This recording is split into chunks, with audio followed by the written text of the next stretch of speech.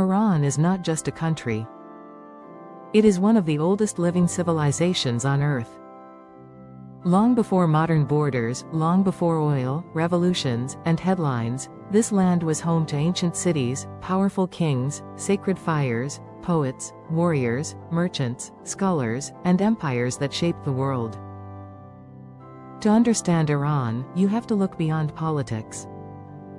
You have to look at mountains, deserts, palaces, ruins, languages, faiths, and memories that go back thousands of years. Because Iran's story is not only the story of one nation. It is the story of survival. The land we now call Iran sits at the crossroads of Asia, the Middle East, and the wider ancient world. To the north are the Caspian Sea and the Caucasus. To the south, the Persian Gulf. Across the land rise mountains, deserts, plateaus, and ancient trade routes. This geography made Iran both protected and exposed. Armies crossed it. Traders passed through it. Ideas moved across it. And over time, this land became one of the great centers of human civilization. Long before the Persian Empire, there was Elam. Elam was one of the earliest civilizations of ancient Iran, centered around the southwest, near cities like Susa. For thousands of years, Elam connected the Iranian plateau with Mesopotamia, the world of Sumer, Akkad, Babylon, and Assyria. Susa became one of the great ancient cities of the region. But the name that would echo across history came later, Persia. By the first millennium BC, Iranian-speaking peoples had spread across the plateau. Among them were the Medes and the Persians. The Medes created a powerful kingdom, but it was the Persians who would change history. In the 6th century BC, a leader named Cyrus rose from the region of Persis. He became known as Cyrus the Great. Around 550 BC, Cyrus defeated the Median king and built the foundation of the Achaemenid Empire, the first great Persian empire. But Cyrus was not only a conqueror. He was remembered for ruling with unusual tolerance for his time. In 539 BC, Cyrus captured Babylon. Ancient records describe how he allowed displaced peoples to return home and restored local traditions. This helped shape his image as a ruler who understood that an empire could not survive by fear alone. After Cyrus came rulers like Cambyses and Darius the Great. Darius turned Persia into a highly organized superpower. He divided the empire into provinces called satrapies, built roads, strengthened administration, used royal inscriptions, and helped make Persepolis one of the great ceremonial capitals of the ancient world. At its height, the Achaemenid Empire stretched from Egypt and Asia Minor to Central Asia and the edges of India. It was one of the largest empires the ancient world had ever seen. But Persia's power brought it into conflict with Greece. The Greco-Persian Wars became legendary: Marathon, Thermopylae, Salamis. For the Greeks, Persia became the Great Eastern Empire. For Persia, Greece was one frontier among many.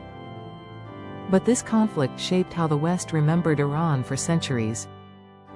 Then, in the 4th century BC, a young king from Macedonia changed everything. Alexander the Great invaded the Persian Empire. In 330 BC, the Achaemenid Empire fell. Persepolis was burned. The old imperial order was broken. But Iran did not disappear. After Alexander's death, his generals divided his empire. Much of Iran came under the Seleucid Empire, a Greek-speaking dynasty. Greek culture mixed with Iranian traditions, but the Iranian world remained alive beneath the surface. Then came the Parthians. The Parthian Empire rose in the 3rd century BC and became one of Rome's greatest rivals. Parthian horse archers were feared across the ancient world. Their style of warfare, especially the famous Parthian shot, made them deadly on open ground. Rome could dominate much of the Mediterranean. But Iran was different. In 53 BC, at the Battle of Carrhae, the Parthians crushed a Roman army led by Crassus. It was one of Rome's most humiliating defeats. For centuries, Rome and Iran would face each other as rival superpowers. Then, in 224 AD, a new Persian dynasty rose, the Sasanians. The Sasanian Empire saw itself as the heir of ancient Persia. Its kings ruled from grand courts, built powerful armies, supported Zoroastrian religious institutions, and fought long wars against Rome and later Byzantium. This was one of Iran's golden imperial ages. Cities grew. Art flourished. Silverwork, rock reliefs, palaces, and royal imagery displayed the power of kings who called themselves King of Kings, but the long wars with Byzantium weakened both empires. Then a new force rose from Arabia. In the 7th century, Muslim Arab armies defeated the Sasanians. By 651 AD, the Sasanian Empire had collapsed, and Iran entered the Islamic world. This was one of the deepest turning points in Iranian history. Islam spread across the land. Arabic became important in religion, scholarship, and administration. But Iran did not lose its identity. Instead, something remarkable happened. Iran absorbed Islam and transformed it through Persian language, culture, poetry, philosophy, science, and art. Persian became one of the great languages of civilization.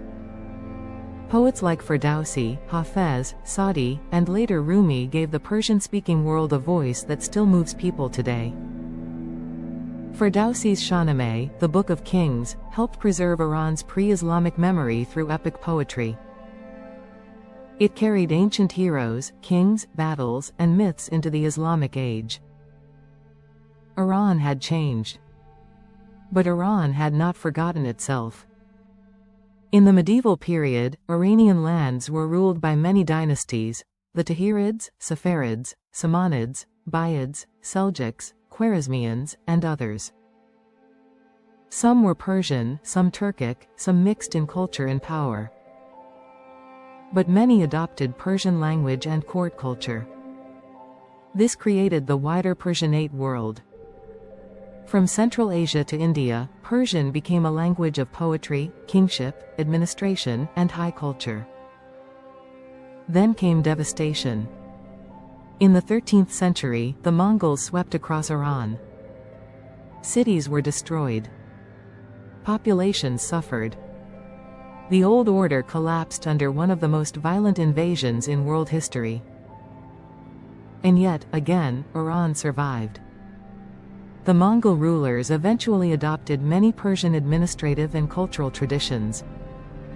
Over time, Iran's culture reshaped its conquerors. Then, in the early 16th century, a new dynasty changed Iran forever: the Safavids. In 1501, Shah Ismail I established the Safavid state and made Twelver Shia Islam the official religion. This decision created a lasting religious identity that still shapes Iran today. The Safavid Empire made Iran a major power again. Its greatest ruler, Shah Abbas I, strengthened the army, expanded trade, and turned Isfahan into one of the most beautiful cities in the world. The city's squares, mosques, bridges, gardens, and tiled architecture became symbols of Persian brilliance. People said, Isfahan is half the world. But no empire remains strong forever. After the Safavids declined, Iran entered a period of invasion and instability. Nader Shah briefly built a powerful empire in the 18th century, even invading India and capturing Delhi. But after his death, his empire broke apart. Then came the Qajar dynasty. The Qajars ruled Iran from the late 18th century into the early 20th century. During their time, Iran faced pressure from expanding Russian and British empires. It lost territories in the Caucasus. Foreign influence grew. The country struggled to modernize while protecting its independence. In the early 20th century, Iranians demanded constitutional government. The Constitutional Revolution of 1905 to 1911 was one of the most important political movements in modern Middle Eastern history.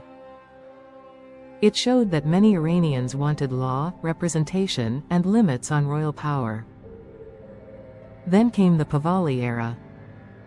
Reza Shah came to power in the 1920s and founded the Pahlavi dynasty. He pushed modernization, centralization, railways, schools, and state building. But his rule was authoritarian. After World War II, his son Mohammad Reza Shah ruled Iran.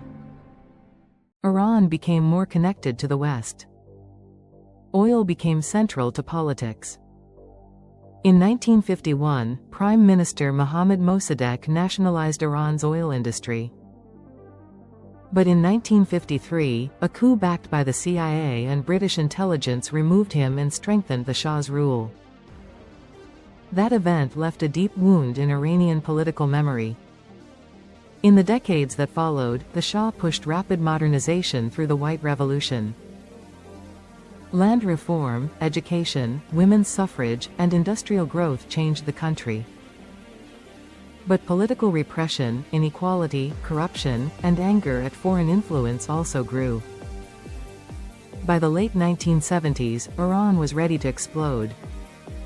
In 1979, the Iranian Revolution overthrew the monarchy. Ayatollah Ruhollah Khomeini returned from exile, and Iran became an Islamic republic. The revolution changed Iran, the Middle East, and the world. Soon after, Iran faced another disaster, the Iran-Iraq War, which lasted from 1980 to 1988. It was brutal, exhausting, and deeply traumatic. Hundreds of thousands died, and an entire generation was shaped by war. Modern Iran has lived with the weight of that past. It is a country of ancient pride and modern pressure. A land of poetry and politics, science and sanctions, faith and debate, tradition and change. But to reduce Iran to headlines is to miss the deeper story.